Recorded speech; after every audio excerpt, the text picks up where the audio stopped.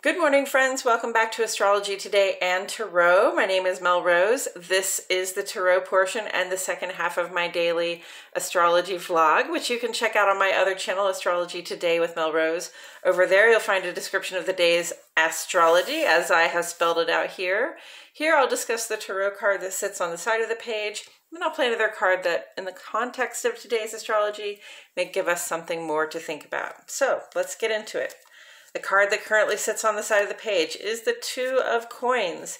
And it's here because it corresponds in astrology with the first 10 days or the first decan of the sun's transit here in the land of Capricorn.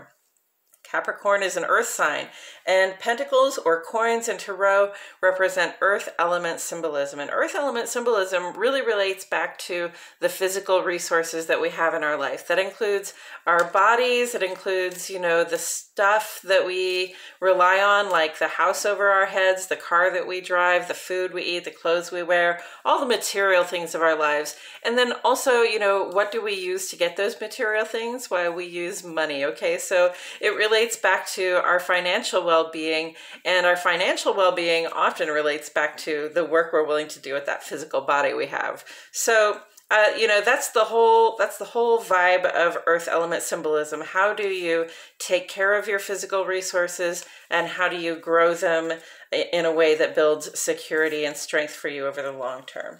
And here we have the Two of Coins, or the Two of Pentacles. And this is the beginning of the coins story. This is the first one. And so, we see a person here that's sort of juggling a couple of coins. There's this green rope between the two coins that makes this infinity symbol. And this is a reminder that, to me, that we don't ever get to stop thinking about our physical well-being, or, whether or not we have enough resources to get the things that we need and desire, right? And there's a balancing of opposite impulses a lot when it comes to our physical health and also our money.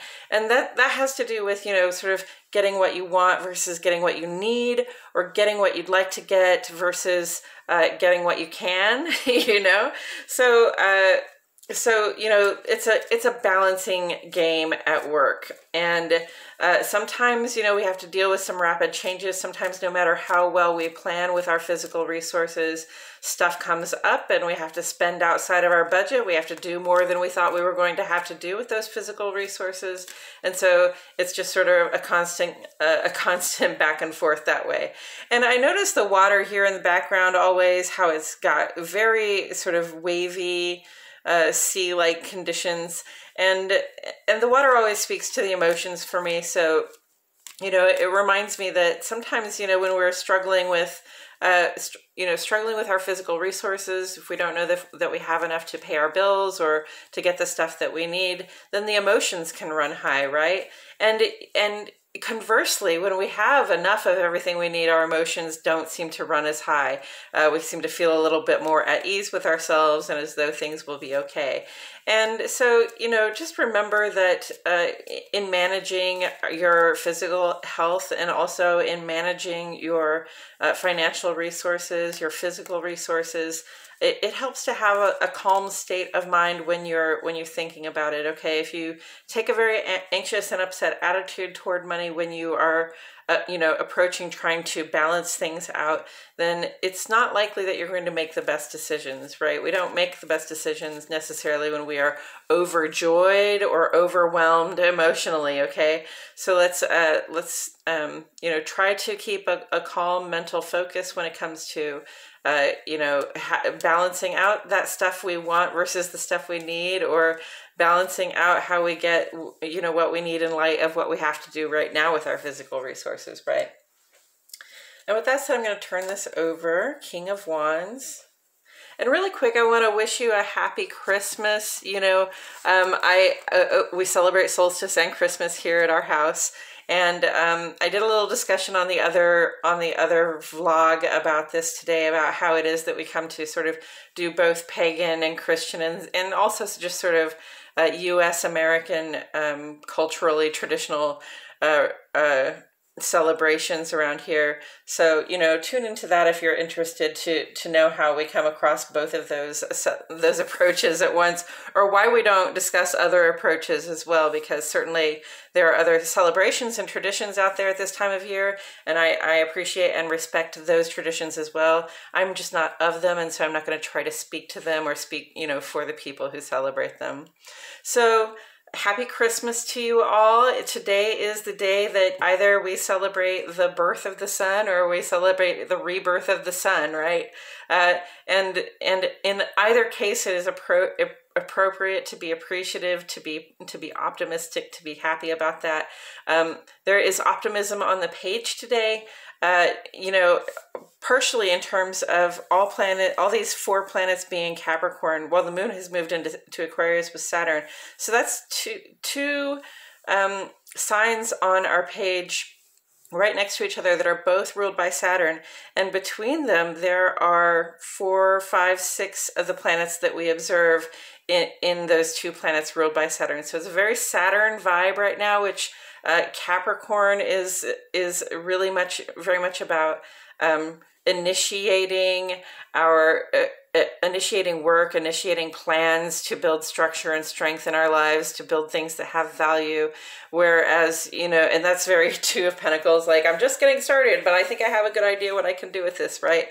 And then Aquarius is very much about making sure that our plans reflect not just support for ourselves, but for support for our communities and collectives. But very optimistic, very initiating, very, yes, we can do this if we just work a little bit. And for me, often when we put earth and fire together, that's what we get is work. We get, drive and physical resources. And that tells me that we're getting to work trying to build those physical resources into something of value, to try to accomplish something that has value for ourselves in our lives. Moon goes trine to Mars today for a little while, this afternoon around 5:30 if you are in Central Standard Time. And that's a whole very optimistic, courageous, confident vibe, okay? The actions that we want to take, the stuff we feel good about, the stuff we feel assertive about, those things are going to come really easily to us. Now, Mars is retrograde, so, it still applies that we may have to try once or twice. We may have to try a couple of different approaches. We may just have to slow our roll and, you check the timing as we make our bold moves, okay? Like, make sure you choose good timing for making your bold moves.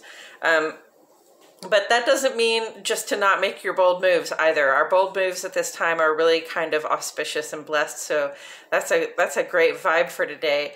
And, the King of Wands is about mastery of those fiery impulses. The King of Wands, like the Queen of Wands, which we had just a couple of days ago, I think, sort of has a spirit of drive, has a spirit of determination, and a sort of spirit of bravery, throwing caution to the wind, sort of seeing clearly. What I like about fiery people, or what I like about the fire element, is that it's a little bit prescient. It's a little bit, it can see into the future a little bit. Just think of yourself like always carrying a torch out in front of you, and so you can see a little bit further down the path than maybe other people can see. So there's a lot of foresight that comes with the King of Wands, and not just, thinking I know what's going to happen next, but having had the experience and having the mastery of those fiery impulses, having the mastery of that insight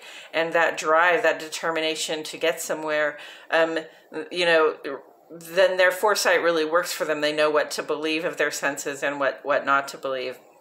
So King of Wands learns to master these impulses, not just for their own good, but for the good of the people that they serve, right? A king is a leader, but a king is also a servant.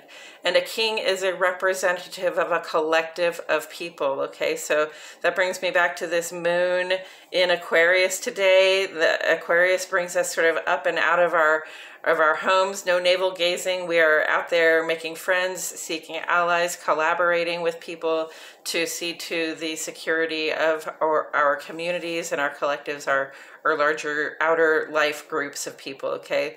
Because what works for me has to work for everybody else. What works for me can't be tearing somebody else's security down, for sure. And it also, you know, can't be leaving other people's security in a neutral state. If my security is lifted, then everybody's security is going to be lifted. And that's what the moon is really feeling right now, is our moon, because the moon is a personal planet. It's about how it feels to be us, what our emotions are, what our thoughts are that are not expressed, how our body feels to us that is not necessarily expressed, okay? So the King of Wands has mastery of these driven impulses, and right now, you know, the Mars trine to the moon in Aquarius is saying, you know, our actions, Mars and Gemini, should be collaborative, and they should be in tune with what the collective needs. And when we do that, then the work we do is really going to be very auspiciously blessed. It's going to bring about really good stuff for us. Okay, and when I put these two together, the Two of Coins and the King of Wands. So, like I said, earth and fire to me make work, okay? And to me, what I see here is, you know, this person is very focused on their, you know, focused on the balancing act that they need to do with their physical resources, whether that be their bodies or their finances, etc. This can also be like working on your house, working on something that you're trying to build or keep in good repair. And the King of Wands is over here sort of offering that mastery of impulse, which can help us, which helps us also keep from getting hot-headed about our finances. Remember, I was talking about the calm emotional state. Well, some of the more fiery impulses are the things that represent uncalm emotional states, right? Sort of restlessness, irritability, impatience, sort of impetuousness, which is a matter of sort of being forcefulness or of just sort of blundering forward regardless of the consequences, right? And sometimes when we're handling our physical resources, we're like, oh, I'm so tired of playing this balancing act. I just want the thing I want, right? And so we throw caution to the wind and we go ahead and buy the thing that we want. And because we did it in this sort of hot-headed way where we felt impatient, or we felt like, I'm just going to do this. I'm just going to go directly and do the thing I want to do. And, you know, damn the consequences. I'll pay the consequences later, right? We'll just see what happens, right? It's kind of a screw around and find out kind of vibe. So, you know, that's not the attitude we want to have when we're trying to create balance, when we're trying to initiate things that create value for us in our lives, okay? We want to have mastery over that impulse to just spend the money on the thing that we want right now, so that we can have that good balance, that good balancing act underway when it comes time to get the things that we need, right? We always have to prioritize what we need over what we want. Although, you know, I'm not against occasionally getting a little bit of what you want, knowing that what you need is going to come. But really pay attention. Like when the urge to spend a bunch of money on something that you don't really need arises, you know, pay attention to what that's going to do for you down the road, right? Is that aligned with your dedication to the things you're trying to build for yourself for a stronger, more secure future? Or, you know, is it just an indication of your impatience that's actually going to set you back a little bit and make you have to work longer and harder to get to that future culmination, right? So the King of Wands is offering here mastery of those impulses to spend money or to use our bodies up in ways that feel good at the moment, but you know, in the long term might come across as somewhat frivolous or at least lacking foresight, okay? Yes. I believe that's all I have to say about it today, friends. Thank you so much for joining me. I truly appreciate your presence here. My name is Mel Rose, and I'll see you all back here tomorrow for more Astrology Today and Tarot.